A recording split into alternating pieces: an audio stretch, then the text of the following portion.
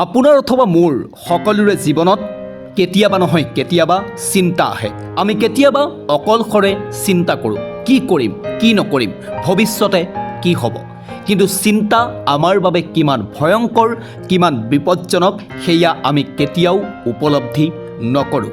চিন্তা বাদ দিয়ক, আজি আপোনালোকৰ বাবে লৈ আনিছোঁ চিন্তাৰ পৰা নিজক আঁতৰাই ৰাখিব পৰা 5টা বিশেষ উপায়। উপায় নম্বৰ 1, আমি সকলোৱে ভাবোঁ কাইলৈ কি কৰিম, কাইলৈ কি হ'ব, এই কথাবোৰ আমি ভাবি থাকোঁ। কিন্তু এতিয়াৰে পৰা পৰাপক্ষত এই ধৰণৰ কথা এৰি দিয়াটো চিন্তা কৰক। কাইলৈ কি হ'ব এই ধৰণৰ কথাবোৰে আমাক কোনো ভাল ফল দিব নোৱাৰে। কাইলৈ কি হ'ব এইটো কোনেও নাজানে, কিন্তু আজি আৰু এই মুহূৰ্তত আপুনি কি কৰিছে সেয়াহে আপোনাৰ হাতত আছে। বৰ্তমান আপুনি কি কৰি আছে সেয়াহে আপোনাৰ জৰিয়তে আপুনি নিয়ন্ত্ৰণ কৰিব পাৰে। গতিকে কাইলৈ কি হ'ব, কেনেকৈ চলি যাব জীৱন, এই ধৰণৰ কথাবোৰ চিন্তা কৰিবলৈ বাদ দিয়ক। উপায় নম্বৰ 2, যিবিলাক কথাই আপোনাৰ মগজুত ক্ষতি কৰে, আপোনাৰ মানসিক স্বাস্থ্যত ক্ষতি কৰে, তেনেধৰণৰ কথাবোৰ পাহৰিবলৈ চেষ্টা কৰক। ধৰি লওক আপোনাক কোনোবাই এটা সময়ত এৰি থৈ গ'ল, কিন্তু তেওঁ আপোনাৰ কথা মনত নেপেলায়, কিন্তু বাৰে বাৰে আপুনি তেওঁৰ কথা মনত পেলাই থাকে আৰু আপুনি নিজক কষ্ট দি থাকে, আপুনি চিন্তাৰ মাজত সোমাই গৈ থাকে। এই কথাবোৰে আপোনাক একো ভাল ফল দিব নোৱাৰে, বৰঞ্চ আপোনাৰ মগজুত আৰু মানসিক স্বাস্থ্যতহে এই কথাবোৰে প্ৰভাৱ পেলায়। গতিকে এই ধৰণৰ চিন্তাৰ পৰা আপুনি নিজক মুক্ত কৰি ৰাখক। চাব জীৱনটো সুখী হৈ উদযাপন কৰিব পাৰিব। উপায় নম্বৰ 3, আপুনি এনেকুৱা চিন্তাবোৰ একেবাৰে এৰি দিয়ক যে আপোনাৰ মতে কোনোবা বা কিবা পৰিস্থিতি আপোনাৰ নিজৰ মতে চলিব। মনত ৰাখিব, পৰিস্থিতি আৰু মানুহ কেতিয়াও পৃথিৱীত কাৰো কথা মতে নচলে।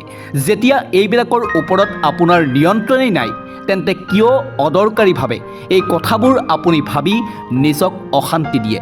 এনেকুৱা কাম নকৰিব। আপুনি ভাবি ল'ব পৃথিৱীত আপুনিয়েই সৰ্বস্ব, আপোনাতকৈ আৰু ডাঙৰ কোনো নাই। এই কথাবোৰ ভাবিবলৈ লওক আৰু তেতিয়া চাব জীৱনটো অতি সুন্দৰভাৱে উদযাপন কৰিব পাৰিব। উপায় নম্বৰ 4, আমাৰ এটা স্বভাৱ আছে, কেতিয়াবা যদি কিবা কৰিছোঁ সকলো কথাতে আমি নিজক দোষ দিওঁ। আমি ভাবি লওঁ ধেৎ চাল্লা, মোৰ কাৰণেই এনেকুৱা হ'ল। কিন্তু এতিয়াৰে পৰা আপুনি ভাবি লওক যে সকলো কথা বা কামৰ বাবে নিজক আপুনি কেতিয়াও দোষ নিদিয়ে। নিজক দোষ দিবলৈ বাদ দিয়ক।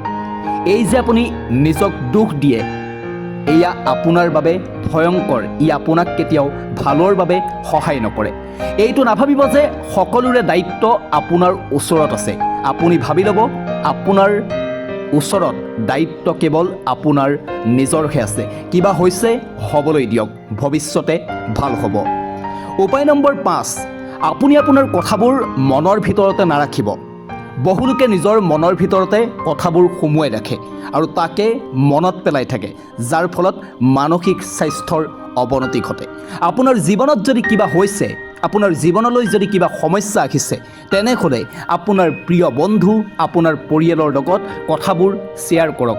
মন খুলি আপুনি কথাবোৰ ক'বলৈ চেষ্টা কৰক। তেতিয়া চাব আপুনি সেই ধৰণৰ চিন্তাবোৰৰ পৰা বহু দূৰলৈ গুচি যাব পাৰিব।